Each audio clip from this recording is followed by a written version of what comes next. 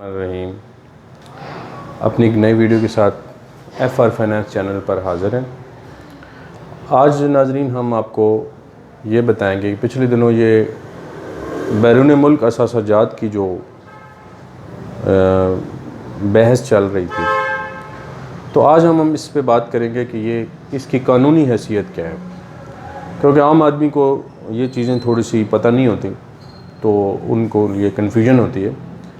तो हम ये बताएंगे कि जिसको ऑफशोर एसेट्स कहते हैं या ऑफशोर कंपनीज़ कहा जाता है या कोई भी असासाजात हैं, बैरून मुल्क एक बंदा बना सकता है या नहीं बना सकता।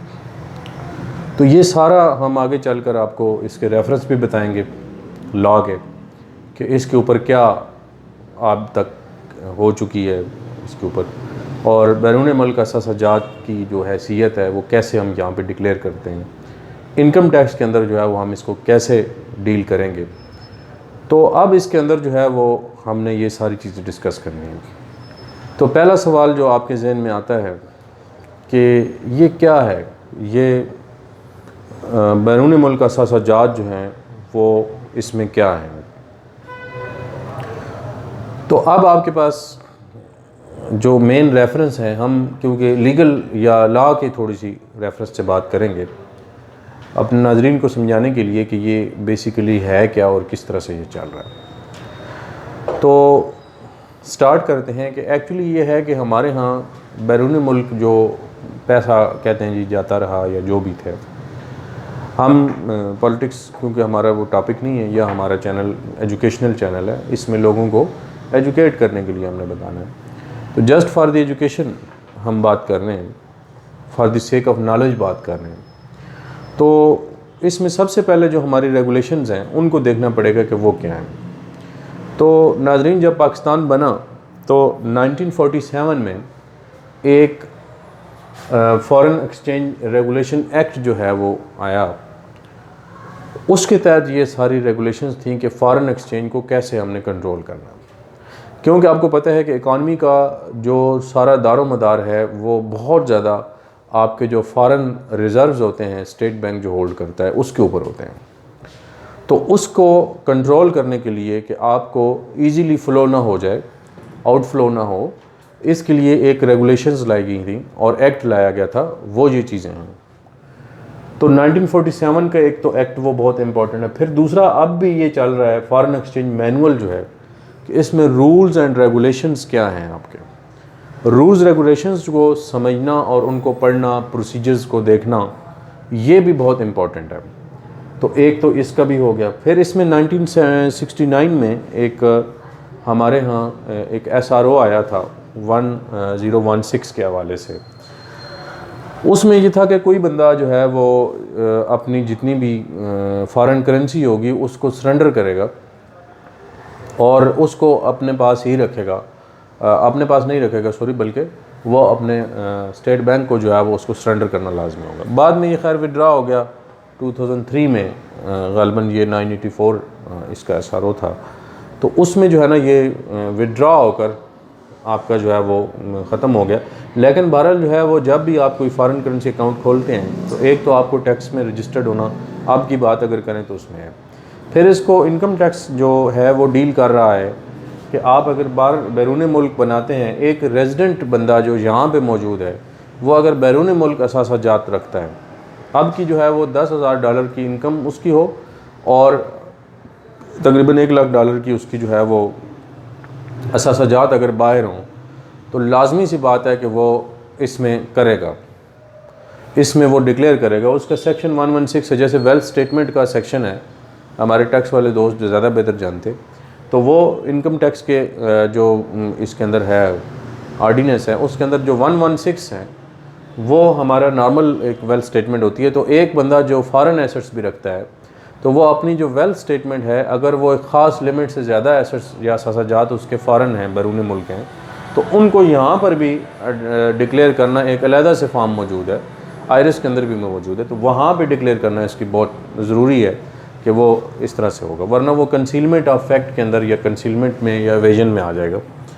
अब बात आ जाती है कि जी इसमें क्या वो कर सकता है इंडिविजुअल? बिल्कुल कर सकता है। इंडिविजुअल जो है वो होल्ड कर सकता है, कोई इसमें इशू नहीं है, लेकिन वो डिक्लेयर्ड हो, ऑलरेडी जो टैक्स हैं वो बनते हैं वो सारा कुछ डिक्लेयर हो, तो बिल्कुल क्यों नहीं कर सकता, वो बिल्कुल कर सकता है, कानून में इसकी जो है। अलबत्ता जब आप कंपनी को करते हैं तो उसमें थोड़ी सी क्योंकि रेगुलेशंस आ जाती हैं, उसमें कंपनी एक्ट भी आ जाता है, फिर कॉर्पोरेट लॉ का बहुत ज़्यादा इन्वॉल्वमेंट, फिर स्टेट बैंक की जो अथोराइजेशन है उसकी भी चाहिए होती है। तो माजी में ये होता रहा कि जो बेसिकली बाहर पैसा जाने की जो वजह थी या जो भी सिलसिला था, उसमें एक जो बहुत सारे लूप होल्स थे, उसमें दो जो तीन हैं वो बड़े इंपॉर्टेंट हैं कि उसमें ज़्यादा कोई चेक एंड बैलेंस एक तो नहीं था कि लोगों ने अगर बाहर कंपनी एक बनाई और यहाँ से कोई एक्सपोर्ट्स की तो उसकी जो रिसीट्स हैं या उसकी जो सेल्स हैं या जितनी भी चीज़ें हैं वो वहाँ ही उन्होंने रिसीव कर ली और उधर से ही उन्होंने वहाँ से कोई एसेट जनरेट कर लिया।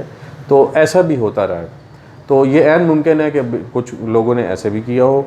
तो हम बहरहाल इसमें जो है वो non on the political side, हम इसमें फाइनेंशियल या उस हवाले से देख रहे हैं कि ये बहरहाल जो आउटफ्लो है इसको और ज़्यादा रेगुलेट करने की खैर ज़रूरत तो है।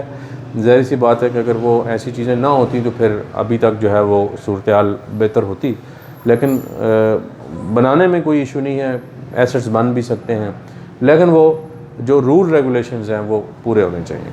अच्छा, इसमें एक और जो बात है कि पहले ये सारा जो था फिक्स एंड फाइनल में सेक्शन 169 जो है उसके अंदर ये सारा डील किया जाता था, लेकिन अब जो है वो इसको 2019 का जो 2019 का जो फाइनेंस एक्ट है उसमें इसको मिनिमम में लेके आए। एक ये बहुत इम्पॉर्टेंट बात है यहाँ पर नाजरीन कि अगर आप कुछ बहुत सारी चीज़ों को, जब किसी सेक्टर को आप काबू से बाहर, मतलब अनडॉक्यूमेंटेड सेक्टर है, तो उसको फिक्स्ड एक टैक्स देकर आप पहले उसको लेके आते हैं धारे के अंदर। तो माजी में भी बिल्कुल ऐसा होता रहा कि आपको बहुत सारे ऐसे सेक्टर्स जिनको बहुत ज़्यादा ग्रिप करना मुमकिन नहीं था आपका, तो आपने या हमारे इदारों ने या हमारे जो गवर्नमेंट्स हैं, पास्ट वाली माजी की गवर्नमेंट्स हैं, तो उन्होंने बेहतर ये समझा होगा कि भाई आप ओवरऑल जो है वो ओवरऑल आपका जो है ना वो इसमें वो होगा कि इसको फ़िक्स कर दें और फिक्स करने के बाद जो है वो इसमें से फ़िक्स टैक्स लेते रहें। लेकिन ज़ाहिर है कि ओरिजिनल जो इसका तरीक़ाकार है टैक्सेशन का, वो फ़िक्स टैक्सेशन जो है वो कोई अच्छी चीज़ नहीं होती। उसमें रिसीट्स वैल्यू पर ले लिया जाता है, एक्सपेंडिचर्स का नहीं पता होता वो कहाँ खर्च हो रहे हैं। एक फ़िक्स टैक्सेशन आपने दे दी, एक पैकेज समझ लें वो होता है फिक्स्ड, तो फिर बाद में वो मिनिमम टैक्स में उसको कर दिया गया। मिनिमम टैक्स जो है वो एक अलग से टर्म है टैक्सेशन के अंदर, तो उसमें फिर प्रॉफिट लॉस भी बनाना पड़ता है, इनकम एक्सपेंस भी लेना पड़ता है। तो जब तक ये भी नॉर्मल टैक्स में आनी चाहिए, वैसे ओरिजिनली तो इसको नॉर्मली जो जिस तरह एक आम बिज़नेस होती है, तो ओवरऑल जो है वो इसमें जो है वो हम। तो नाजरीन, ये हमारी कुछ मालूमात थी इसमें इनकम टैक्स, यानी कि बैरून मुल्क असाजात जो हैं इसमें फ़ॉरेन एक्सचेंज मैनुअल भी इन्वॉल्व होता है, फ़ॉरेन एक्सचेंज एक्ट भी जो है वो इन्वॉल्व है, फिर इसमें स्टेट बैंक की रेगुलेशंस हैं, फिर प्रूडेंशियल रेगुलेशंस हैं, फिर उसके अलावा फिर इनकम टैक्स का जो ऑर्डिनेंस है ये भी इन्वॉल्व है। तो आई होप कि ये वीडियो भी आपको पसंद आई होगी, इसमें आपको नॉलेज मिला होगा। अगर कोई किसी किस्म का इस बारे में आपका कोई क्वेश्चन हो तो हम उसको कमेंट में आप ज़रूर कीजिएगा। Thank you very much.